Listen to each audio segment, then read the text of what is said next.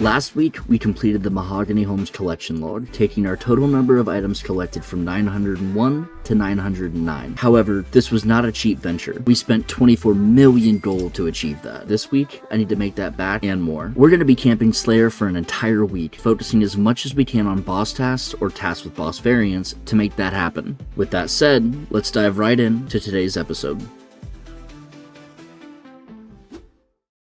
This is on Raid, a maxed main account who has been locked to the entirety of Gielinor with the sole purpose of conquering everything the world has to offer. From filling in the collection log to acquiring the best gear available, we will achieve it all with arbitrary rules and no end in sight. Join me for the misadventures of a lifetime. Alrighty, I am super excited to be jumping into this week's misadventure and to be killing some Slayer bosses that I haven't seen in a long time. I've had a Dagannoth task sitting ready to go for probably months now, so we're gonna start off with the Dagannoth Kings as our first little task of the episode. Let's gear up and head on over there. Man, I'm not going to lie. The run to the boss room filled me with excitement and nostalgia. Genuinely don't think that I've been here in at least 5 to 6 years or so. Back when my gear was absolutely trash and when I considered this to be hard content to do. I kinda half expected to climb down into the room and get my face kicked in like back in the day, but I guess Mega Rares cleaned them up pretty quick, huh? I totally forgot about the bones being noted too, because of the Fremi Elite diary. That is so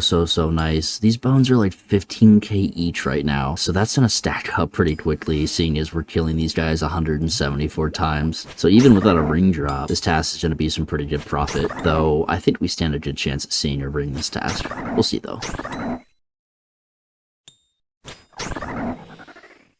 Ooh, okay. A hard clue. I guess I'll just drop it for now to conserve inventory space. I'm not gonna try and juggle them in here. I'll just do it after the task and add it to the stack.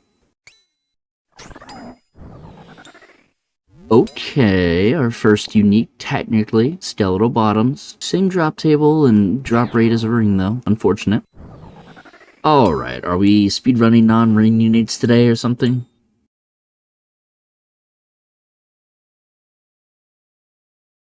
There we go, a nice little B-ring drop. Complain and you shall receive, the RuneScape motto. Nice little 4.5 mil added to the bank.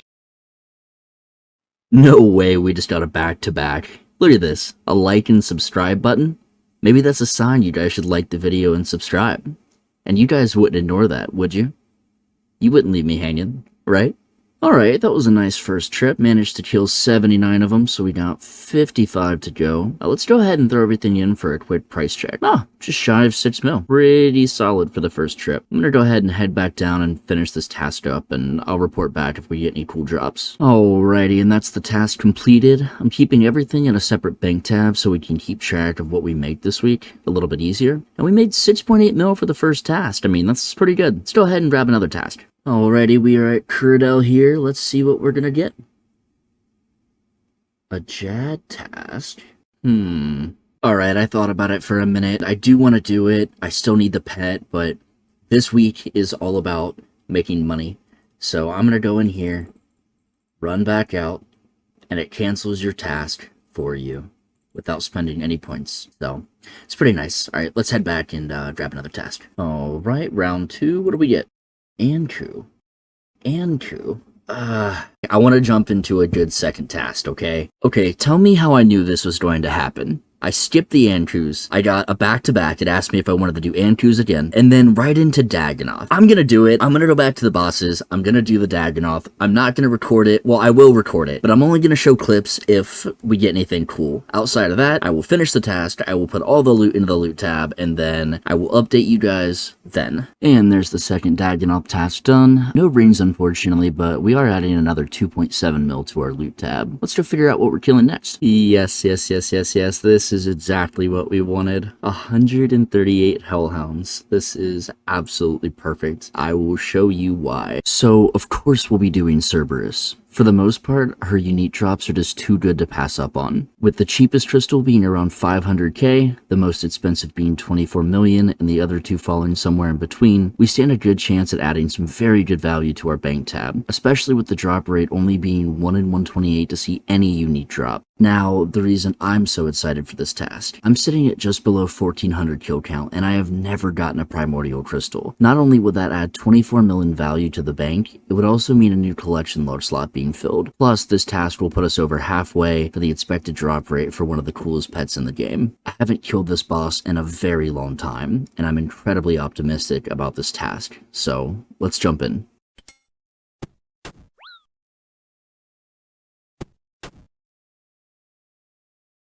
Hey, and there's the first little milestone of this task. We're hitting 1400 kill count.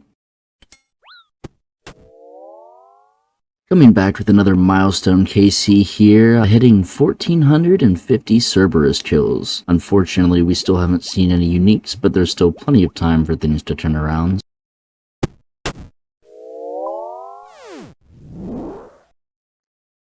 No way! No way! What the f- Yeah, so that just happened. And the funny thing is we still need Primordial Crystal to green large Cerberus, because of course we do. My name lives in irony. Well, alright, we've got 37 kills left. Let's go wrap this up and see if we've gotten any more luck stashed in this Cerb task. And also, Pupper goes into the bank for safekeeping. Quick little milestone update, hitting 1500 kill count. Unfortunately, this kill brings us to the end of this task. No crystals, and we only made a couple of mil in non-unique loot, but the pet is, of course, a welcome addition to our collection. I'm gonna go deposit the little bit of loot that I have in my inventory, and I will catch you over at Curadel to see what our next task is going to be. 20 Dark Beasts. I'll go knock that out real fast, just so I don't have to use points to skip it, and then I will be right back and we'll get another task. So after that Dark Beast task, I ended up getting a couple more tasks that I could AFK while I edited, and we managed to snag a whip here at the Abyssal Demons. Nice little 1.8 mil to the bank. Alright, so we managed to get a second whip drop during that last task, which brought the total value up to 4.4 mil earned in a 50-minute period. I looked at the wiki, and it says Sire is only 2.5 mil an hour, so I did not do the boss because it's terrible. I just knew that this would be much more efficient, and I'm a very efficient player. These whips also brought the bank value up to about 15.5 mil, and I'd just say it was very needed as our total so far is looking kinda bleak. We really need to start seeing some bosses and spooning some valuable drops in the very near future. Ah yes, our first official boss task coming in with Vardorvis. You can absolutely bet that I'm going to take the max amount for this task. Vardorvis has a few uniques that I'd love to see. The Altar Vestige, which is worth over 200 million gold, any piece of the Virtus robe set, and the Executioner's Axe piece, which is just one component of the Soul Reaper Axe. I don't currently have any of these items in the collection log, so seeing any of them would most certainly be great. Alright, we're about to jump into the first kill of the task here, and I'm expecting this to be a little on the rough side, I'm not gonna lie. I killed Vardorvis around 120 times during our clan event, and it was an absolute blast. I ended up falling in love with the fight by the end of it. That being said, I'm unfortunately not very good at it. My clicks are subpar to say the least, but that's okay. We'll get through these 55 kills and have a good time doing it, and who knows? Maybe we'll see something cool.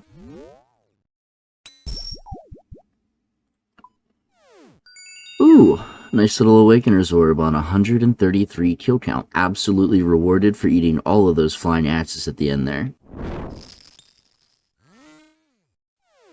Hey, money. We take those. I think that was a perfect kill, too.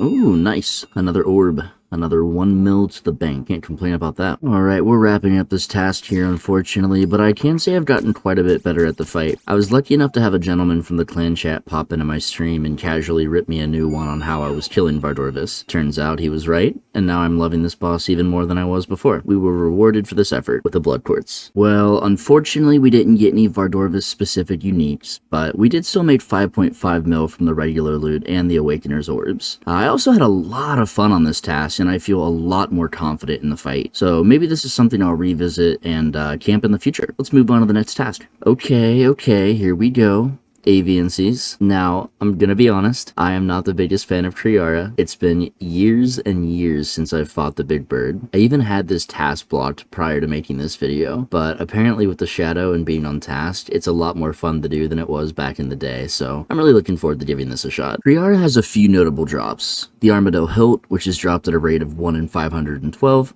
and the Armadyl armor pieces, which are dropped at a rate of 1 in 128. There isn't a single unique below 10 mil in value here, so seeing any of these drops would not only mean excellent profit, but a new collection log slot as well, as I currently have nothing in the log from this boss. I'm a couple of kills into this task now, and I've got to say that this is indeed very smooth. The shadow cuts to Triar like butter, and since I'm walking under him after every attack, I'm only getting hit once by the boss. So we're essentially trading 1-to-1 attacks, and it's drastically reducing how much damage I'm taking. And once he's dead, I just stack the mage and melee minion and blood barrage them until I have full health. Super simple, very easy, and honestly a pretty relaxing boss to do so far. I definitely should have brought more super restores and less food to start off with though.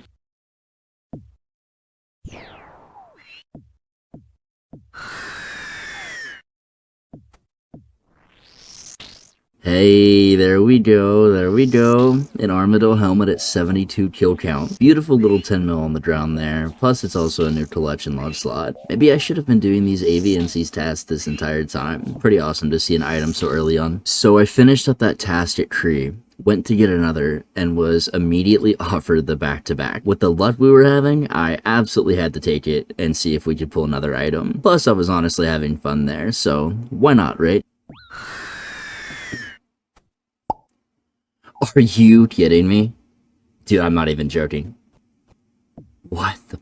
Dude, I just said that and got an Armadyl chestplate. I'm literally lost for words right now, dude. Yeah, so, gotta say I've been missing out on killing Cree on task by having those blocked. I'm not entirely sure why, but for some reason, I have entirely shifted my opinion towards Cree. I find it very enjoyable now. Anyways, on to the next task. Alright, cool. Greater Demons. I've seen this task in a while. We'll head over to Tormented Demons instead and see if we can snag any of their uniques. Tormented Demons have two main unique drops, the Tormented Synapse and the Burning Claw, both of which basically drop at a rate of 1 in 500. They're both worth a decent chunk of change, and with us needing to kill 235 for this task, I think we stand a pretty good chance at seeing a drop. Not to mention, I've been very lucky here in the past. Let's see if we can get lucky again. Man, I really love how relaxed this task is. It feels like a boss in the way of the unique drop potential, but overall it's very chill. Much more relaxed than Demonic Gorillas. They took me like a little over 700 kill count I think for my first Zenite, but I was super happy when I got it and green logged those guys. Never having to kill them again is certainly a blessing. It is now several hours later, and we're checking in here with just 10 left to go for this task. No drops yet unfortunately, but maybe we'll squeeze something out in these last 10. While I have you here, I wanted to mention that I've recently switched to resizable mode. I'm hoping that by making the UI a little bit bigger, the video is more clear for you all and more enjoyable to watch. If it's noticeable and you like the change, please let me know down in the comments below. I'll be sure to keep using it if it makes it more enjoyable for you to watch. Thanks. Alright, looks like that's a wrap on this task. We did indeed not secure any of the unique drops, but that's okay. We still made about 2.2 mil in standard loot, so it wasn't entirely for nothing. Plus, it's kind of one of those tasks you just do because the big ticket items are worth so much. So if we get another Greater Demons task during this week, I will definitely come back and give this another go. But for now, on to the next task. Well, this is pretty cool. I was doing a quick task while searching for a good one, and I just hit 70 million ranged XP. I forgot that was coming up. We have gained a lot of experience this episode so far. Hey, there we go. It took a while, but finally something we can do that'll generate some solid revenue here. We're gonna be heading straight to Vorkath. It has become incredible money again since Jagex did a sweep of the bots that plagued that boss, similar to Zalra. So we're gonna be taking advantage of that and make some good money this task. Vorkath has 3 unique items: the Dragon Bone Necklace, the Skeletal Visage, and the Draconic Visage. The Skeletal Visage is worth the most, sitting at about 15 mil currently, while the other 2 uniques have a less than desirable market value given how rare they are. That being said, we're actually not after the uniques this time. Of course they would be great to see, but Vorkath is a money printer with just his standard loot. The average kill is worth 187k and only takes about 1 to 2 minutes to complete. On average, using melee, you can expect to see a solid 5 mil an hour. And from the the collection log perspective, we're still missing the Draconic Visage and the Dragonstone Necklace. Either one of these uniques would be nice for the sake of getting closer to greenlogging Vorkath. Finishing up the first kill on the task here, and man has it been a while since I've done melee Vorkath. I kind of feel like this kill time was really slow. I might try to come back with the range setup and see if that's any faster, honestly, because I feel like I remember that being the play. Okay, I was very wrong. Melee is absolutely the play, and ranged was terrible. Also, look at all this loot. I'm telling you guys, if you're not quite at endgame content yet, this is very solid. The bones themselves are 25k each, so that's a guaranteed 50k per kill, and he drops dragon items left and right. I'm excited to see how much we've made off this Blue Dragons task by the end of it.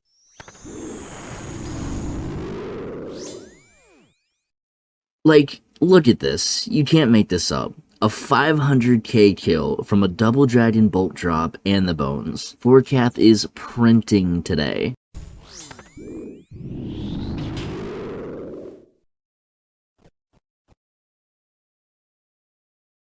Ooh, finally. I am not even going to complain that that took nearly 3,000 kills. I'm just happy to finally check that off in the collection log. Now, if I get the Draconic Visage from anywhere, Vorkath will be fully green-logged. Alright, we are wrapping up this final kill for the task, and man, I cannot wait to show you guys how much we made over just a few hours. 21.7 million gold. And I know I already talked about the expected hourly rates, but this really only took like 4, maybe 4.5 hours to complete. This was such a good task. By now, you know what's next. On to the next task. Ooh, okay, Aviancies. Maybe Moneybird will drop us some expensive items.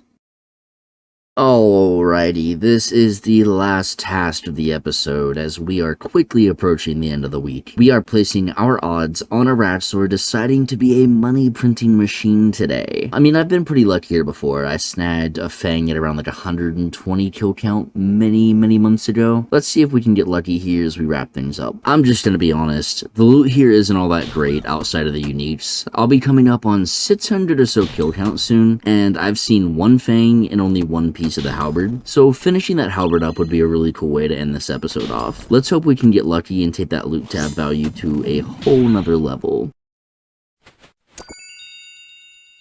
Okay, so we managed to take the loot tab to a whole different level. We are so lucky, man. We have to buy the torture and subtract the cost of that, but this is still like an additional 60 mil or more added to our Slayer tab for the week. This is exactly how I hope to wrap this episode up. Since we are fast approaching the 7-day deadline I gave myself for this video, I decided to move over to the smaller rat sites to finish the task, since we managed to snag the Fang from a Ratsaur so early on. I was hoping maybe we'd get lucky on an imbued heart drop or even the Urania boots, but alas, we finished this task up with no additional drops. That's okay. We have made a ton of money from Casual Slayer just over the course of this week. Let's head over to the Grand Exchange and check out just how much we've made. When I say look at this loot tab, I mean look at this loot tab. For just a week, this is incredibly solid. Not to mention that this isn't even factoring in the additional value from the Fang drop we got from a Ratsaur. For just doing some Casual Slayer, I'd have to say that this is pretty darn good. Let's go ahead and sell everything and see where we stand after the GE taxes. Alright, and as we wrap up selling everything off, we have accumulated 191 million